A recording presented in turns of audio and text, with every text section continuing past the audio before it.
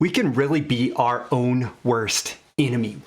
I say this from experience. I say this because I've been my own worst enemy a million times in a million ways, and it's been frustrating when I wake up to it, but also when I wake up to it, it's completely liberating. And so with this, like, if you feel, if this makes you uncomfortable, if what I'm about to say to you makes you uncomfortable, I want you to see that as an opportunity. It's an opportunity for you to wake up to this way where you have been your own worst enemy and to transform that and hopefully create a lot more success going forward.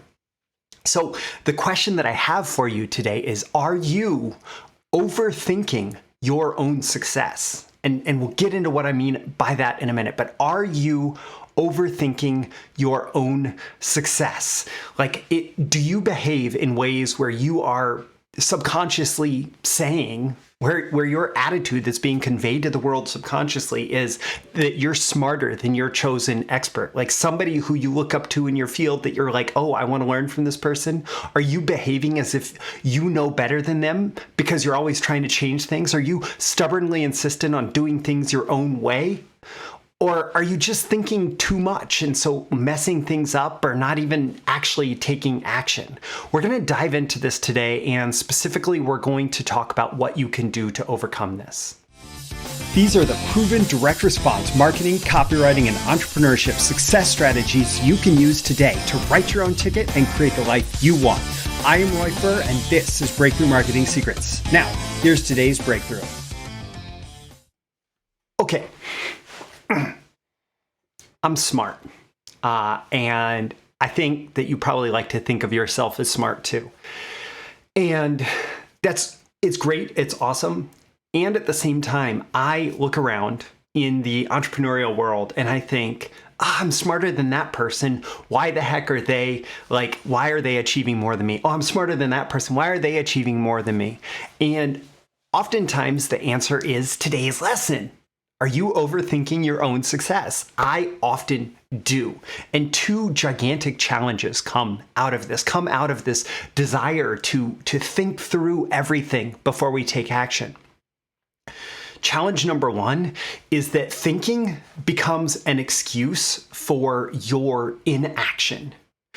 What that means is you spend way too much time learning, thinking, trying to figure things out, trying to get things just right, trying to gather all the resources, trying to come up with a plan, trying to do all these things that are not the actual sitting down and doing the frickin' work, right? You spend way too much time learning, thinking, planning, but not doing, not implementing, not just following a system, a framework, anything that is laid out for you.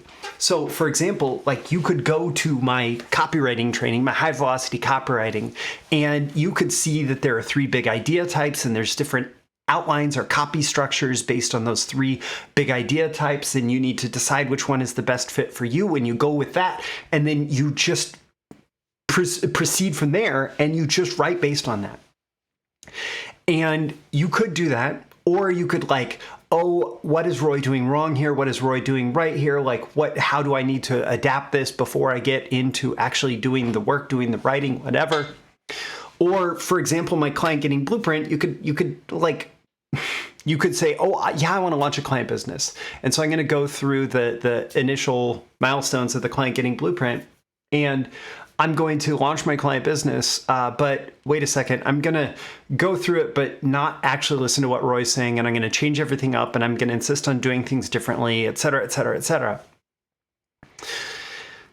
And then you're not doing it. You're not getting it done. You're not actually doing the work. You're not actually saying, okay, well, here's the offer that I'm going to attempt to make, and I'm going to try and connect with prospects for my services, and I'm going to just go. I'm just going to do it. I'm going to take massive action. I'm going to implement, and I'm going to go, and I'm going to learn as I go. And what this comes out as, the virtue that we believe in that leads to this is that we need to do things right. We need to do things perfectly. It's a need for perfectionism before you even get started. And so we think we're doing the right thing, or we can convince ourselves, we can rationalize that we're doing the right thing, that, oh, we're going to figure it out and we're going to make it fit perfectly for us and we're going to adapt it. And it's like we have some great ideas and all of that. But that's all an excuse to not actually face the vulnerability of rejection, the vulnerability of failure. It's all an excuse to not take action because action is going to get you a result. And sometimes that result is not going to be good. And so we need to take that action and we need to get the result. And hey, sometimes it won't be good and that's going to be okay. But it's going to teach us. It's going to share with us actually, despite any kind of preconceptions that we may come up with in our mind about what's right, what's wrong, what's perfect, what's not perfect, it's going to show us what works. It's going to show us what works when we take that action, not when we think it through and think it through and think it through, because you can think things through for the rest of your life and still not know how well they'll do when actually put out there for acceptance or rejection or success or failure from the world. And so, yes, you go, you get the frameworks and then you take action. Challenge number 2 that comes from this overthinking your success, overthinking things that you're learning, is messing up a good thing. And here's the thing, if you're always tweaking what you learn, that means you're never actually implementing what you're learning from people who presumably have developed it from experience, from their own success. Now, I absolutely want you to address I want you to approach everyone who you learn from with skepticism, but it needs to be with a healthy skepticism. It needs to be with the kind of skepticism that doesn't shut down everybody. If you insist on not believing everybody and shutting down everybody, you live a really lonely life, and you also miss the opportunity to get all the things that are right from everybody, right? And so if you have this kind of unhealthy skepticism of your chosen expert, whether it's copywriting or marketing or productivity or business building or relationships or life or health or whatever, right? If you have this unhealthy skepticism of your chosen expert, where you have chosen them as your expert, as the person who you're going to trust, like a doctor, you get a diagnosis from the doctor, but then you decide, I'm not going to believe the doctor, right? That's an unhealthy skepticism. If you chose them as the expert, and then you choose not to listen to them, that's on you, and you are messing up a good thing. You're messing up your investment. It could be time, energy, resources, money, whatever investment it is that you put into getting this expertise. You're completely messing that up because they're giving you the benefit of their experience and their expertise, but you choosing not to follow it because you have an unhealthy skepticism of that. That's on you. You're overthinking your success. And so what's the solution? So challenge 1 was thinking as an excuse for inaction, thinking just so you don't have to take action and get results. Challenge 2 is messing up a good thing when you actually have an expert who is an expert who has the experience, who presumably can show you the way. What do you do? Well, the solution is to pick your expert and follow their advice, to do what they say. Pick your expert and follow their advice. You follow the framework, you follow whatever actions they are encouraging you to take. And I know that this can be hard. This is the part of me that honestly I feel has held me back in my entrepreneurial success. As successful as I've been, I feel like this is the part of me that's held me back. At least one part in my many flaws as a human being. But we're all human beings, which means we all have flaws. So you follow the framework, you follow the recommendations, and hey, if this is based on something that's worked before, something that's successful, why not just listen up, pay attention, do what it says, right? And then master it. You master it. You get really good at following the framework. And then, and only then, once you have all that experience, once you have all that insight to draw from your own experience, your own results, then you start to test away from the framework for improvements. One thing that can happen there's this well-known phenomenon in psychology called the Dunning-Kruger effect. And that's basically once we learn a little bit about something, we have an incredible amount of confidence that we have figured it out. So like once we start to discover a topic, an area of expertise, we have this like insane level of confidence of how smart we are because we're learning about all this cool stuff, right?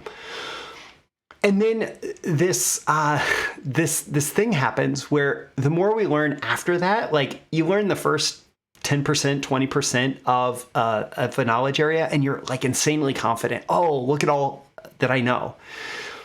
And then the longer you go and the more you learn, if you are actually learning and developing your skill and expertise and knowledge, the less confident you become. And it can be hard to maintain that confidence because you understand how nuanced everything is and how like contextual all knowledge can be and how relative any truth can end up being. That once you become very, very well versed in any area of expertise, you're often way less confident, and you often speak with way less hubris than somebody who is brand new to the field, right? And it is very hard. It is very hard to go from like that 20% knowledge where you have incredible confidence to 80-90% knowledge where your confidence actually decreases as your capability increases. And like it's how our minds work, unfortunately. Like we get to know something really well and we get good at it and we become less confident about it. And it's harder for us to speak with authority about the topic. And so like, how do you continue mastering it in the context of that? Well, continue following the process, continue following the framework. It's, there's that Karate Kid wax on, wax off thing, right? Just continue to go through the movements that developed through time, make you incredible. Bruce Lee had the saying that, he fears not the opponent who has studied 1,000 kicks, but he fears the opponent who has studied one kick 10,000 times. And what he's saying is that if somebody repeats those fundamental movements over and over and over and over and over and over again and master them, they get to know it at this level that's so much deeper. And so that person who knows that one kick, who's practiced it 10,000 times, they may be a little afraid of a punch, right? Because they may recognize the limitations of their skill, their ability, but they probably have such an incredible understanding of that kick that they can be devastating to opponents. And so in this solution, pick your expert and do what they say. Just learn the framework, follow the framework, take action, accept that there's going to be failure, accept that there's going to be times, like if it's a sales situation or something like that, accept that there's going to be rejection. And then learn. You learn from the results, you learn from the response, you learn, okay, I did this and it didn't work. I did this and it did work. Okay, what can I learn from each situation? How can I do it better next time? And then try it. And then how can I do it better next time? And again, it's about following the framework better. It's not about thinking before you do it, right? It's about how can I follow this framework better? How can I do this thing better? And when you get really good at that, well, you might just end up being devastating as well.